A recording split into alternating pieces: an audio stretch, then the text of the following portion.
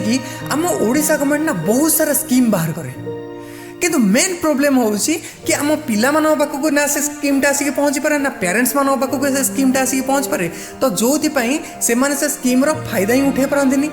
जेमिति कि technical education पाई आम Odisha government तरफ एससी आउ एसटी कैटेगरी पिला मान पाई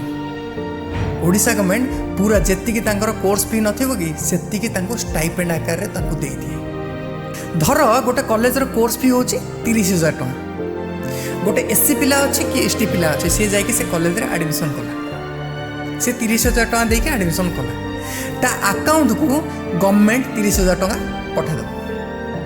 कारण से कोर्स फी 30,000 टका देछि स्टाइपेंड आकार रे गवर्नमेंट ता अकाउंट को 30,000 टका पठा दो तो हेगला ना फ्री किंतु किसी पिला एमती अच्छा कहे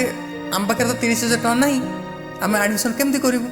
आम सीना एडमिशन कले सी पैसा देवे तुम मान भी उपाय अच्छी तुम मान कौन करार अच्छी तुम्हें मैंने से कॉलेज को जीव से प्रिंसिपल को देखा कर कह आज्ञा देखो मोर पाखे एससी सर्टिफिकेट अच्छी कि एसटी सर्टिफिकेट अच्छी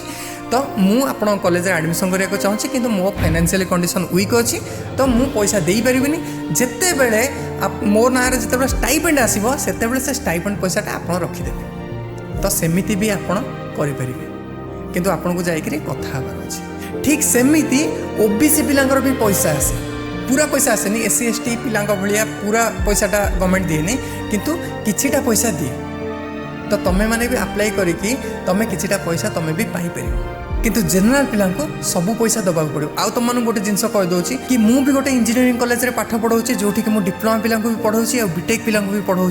तो जदि तुम मैंने चाहूँ कि मो अंडर रही पाठ पढ़ाई ताहले तले व्हाट्सएप नंबर देचे से व्हाट्सएप नंबर रे कॉल नुह मेसेज कर व्हाट्सएप मेसेज कर मुझे डेफिनेटली तुम सहित कथा होकर तुमको कॉलेज जॉइन करदेवी आउ एससी एसटी पिला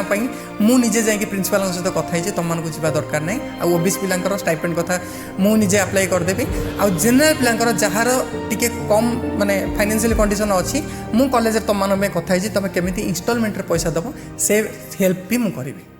जय जगन्नाथ।